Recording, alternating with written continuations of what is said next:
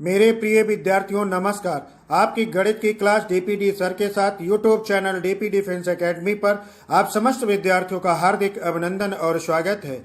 ये वीडियो को प्रारंभ से लेकर के अंत तक देखें, समझें और खुद से लगाने का प्रयास करें।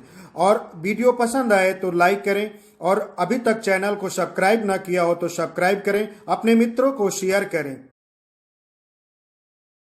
तो अब exercise 13.3 question number 1, a metallic sphere of radius 4.2 centimeter is melted and the recast into the shape of a cylinder of radius 6 centimeter.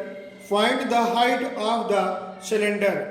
अब यहाँ क्वेश्चन नंबर एक्सरसाइज 13.3 के मेंसुरेशन वाले चैप्टर में क्वेश्चन नंबर फर्स्ट में कहते हैं कि त्रिज्या 4.2 सेंटीमीटर वाले धातु के एक गोले को पिघला करके त्रिज्या 6.6 सेंटीमीटर वाले एक बेलन के रूप में ढाला जाता है। तो बेलन की ऊंचाई ज्ञात करिए। यानी एक हमें ये स्फीयर के आकार का एक ठोस मेटल का दिया गया है और उसको मेल्ट करके हमें ये सिलेंडर का आकार बनाना है। तो इसको जब मेल्ट करेंगे जो वॉल्यूम होगा और जो हम बनाएंगे उसका वॉल्यूम दोनों का सेम होगा। तो volume of sphere equal to volume of cylinder. अब वॉल्यूम ऑफ स्फीयर का formula 4/3 pi r1 cube equal to pi r2 square into h हो जाएगा। H2 R2 ले लिया है, सिलेंडर का रेडियस R1 ले लिया है, स्फीयर के रेडियस। अब यहाँ 4/3 और पाई कैंसिल कर देंगे, ये पाई इस पाई से कैंसिल कर देंगे। 4/3 R यानी स्फीयर की रेडियस कितनी है 4.2 half whole cube equal to, अब ये सिलेंडर का रेडियस 6 सेंटीमीटर है, 6 half whole square into h हो जाएगा। अब यहाँ पर ये 4/3, अब 4.2 इंटू 4.2 इंटू 4.2 हो जाएगा और अपान में 3 और ये 6 जो इधर ट्रांसफर करेंगे 6 इंटू 6 हो जाएगा। अब 1 डिजिट बाद पॉइंट लगा हुआ है तो 1 आफ्टर 1 0, फिर ये 1 डिजिट, फिर 1 डिजिट यानी 3 डिजिट के बाद पॉइंट लगा है तो 1 के बाद हमने 3 0 बढ़ा दिए। अब 3 से इसको कैंसिल करेंगे 14 आ जाएगा और 6 को इससे कैंसिल करेंगे 7 आ जाएगा और 6 को कैंसिल करेंगे ये 7 हो जाएगा। 14 4 जा जो हो जाएगा 56 आ जाएगा। 14 4 जा जो आएगा यहाँ पे 14 4 जा 56 और 7 7 जा 49 अपॉन 1000। अब जब इतना आ गया तो इन दोनों को आपस में मल्टीप्लाई किया 27 44 आ गया यानी 27 44 अपॉन 1000। अब 3 डिजिट के बाद हम पॉइंट लगा देंगे तो आंसर जो मिलेगा हमको क्या मिलेगा 2.744 सेंटीमीटर। ओके, तो इस प्रकार क्वेश्चन नंबर फर्स्ट कंप्लीट हुआ। आइए क्वेश्चन सेकंड आपको बताते हैं। देखिए इसी एक्सरसाइज 13.3 का क्वेश्चन नंबर 2 आपके सामने कह रहे हैं metallic spheres of radii 6 centimeter, 8 centimeter and 10 centimeter respectively are melted to form a single solid sphere. Find the radius of the resulting sphere. यानी कहने का मतलब हमारा यहाँ इनका साफ साफ है। ये कह रहे हैं कि 3 ऐसे स्फीयर हैं जिनकी रेडियस 6 सेंटीमीटर, 8 सेंटीमीटर और 10 सेंटीमीटर है। अब इन तीनों को हमने मेल्ट किया, मेल्ट करके एक बड़े स्फीयर का आकार दिया। तो उस बड़े सिंगल जो एक स्फीयर बनाया गया है उसकी रेडियस फाइंड करनी है आपको। तो आपको इससे पहले क्वेश्चन में जैसे बता दिया गया कि मेल्ट करने के पहले का वॉल्यूम और और शेप मतलब आकार देने के बाद का वॉल्यूम दोनों का सेम होगा। तो यहां पर हम लिख सकते हैं कि total volume of spheres equal to volume of sphere, जो सिंगल वॉल्यूम बनाया गया उसका अब इसके रेडियस को r1 r2 r3 हमने ले लिया तो क्या हो जाएगा वॉल्यूम। तो वॉल्यूम का फार्मूला ये 4/3 pi r1 cube plus 4/3 pi r2 cube plus 4/3 pi r3 cube equal to 4/3 pi r cube हो जाएगा। 4/3 पाई 4/3 पाई तीनों टर्म में कॉमन है, कॉमन ले लिया और इधर से ये 4/3 पाई और 4/3 पाई आर कैंसिल हो। तो इसको अपने दिमाग में ध्यान रखना आगे के सवालों के लिए कि हो सकता है कि दो स्फीयर दे दिए जाएं, उनके रेडियस दिए जाएं, उनको मेल्ट करके वॉल्यूम एक बड़े स्फीयर को बनाया जाए, ये 5 हो जाए या 3 हो जाए, तो यही आएगा एक मेथड कि r³ equal to r1³ plus r2³ plus r3³ plus r4³ plus r5³ ऐसे बढ़ते हुए चले जाएंगे। हो सकता है कि 6 गोले दे दिए जाए और उनको मेल्ट करके एक बड़ा गोला बना दिया जाए, तो बड़े गोले के रेडियस का क्यूब इक्वल टू छोटे छोटे गोले के रेडियस के क्यूब के इक्वल होगा। लेकिन ध्यान रहे कि मेल्ट करके जब एक दूसरा स्फीयर का ही शेप दिया जाए, तो इतना ध्यान रखना।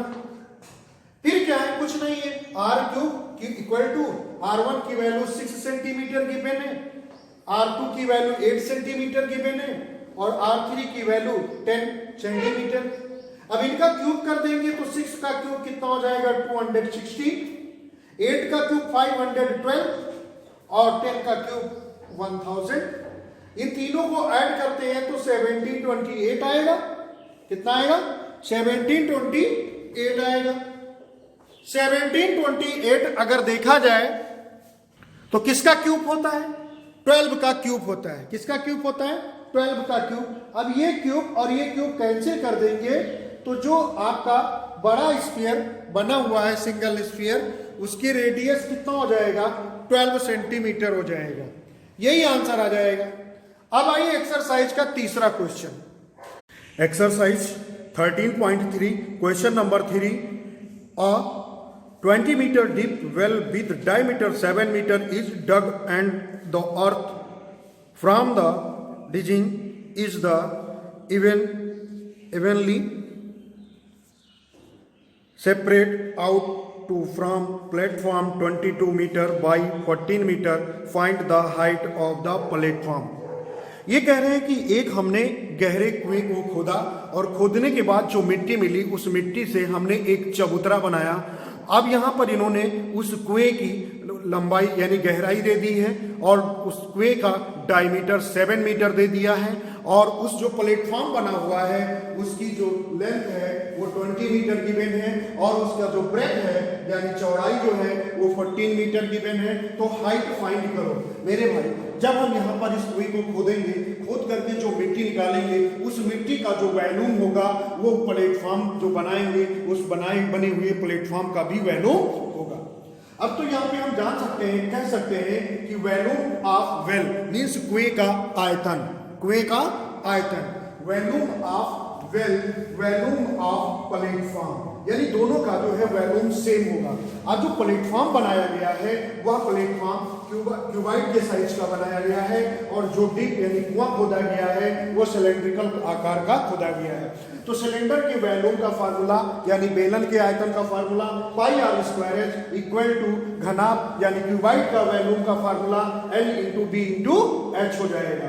अब यहाँ पर हमने पाई की वैल्यू 22/7 इंटू आर, आर की वैल्यू यहाँ पे डायमीटर 7 है, 7 का हाफ करेंगे 7/2 इंटू 7/2। क्यों? क्योंकि आर स्क्वायर है तो 2 टाइम मल्टीप्लाई करेंगे और into 20 equal to length of platform 22 metre into breadth of platform 14 metre और इंटू एच सो फाइंड करना है।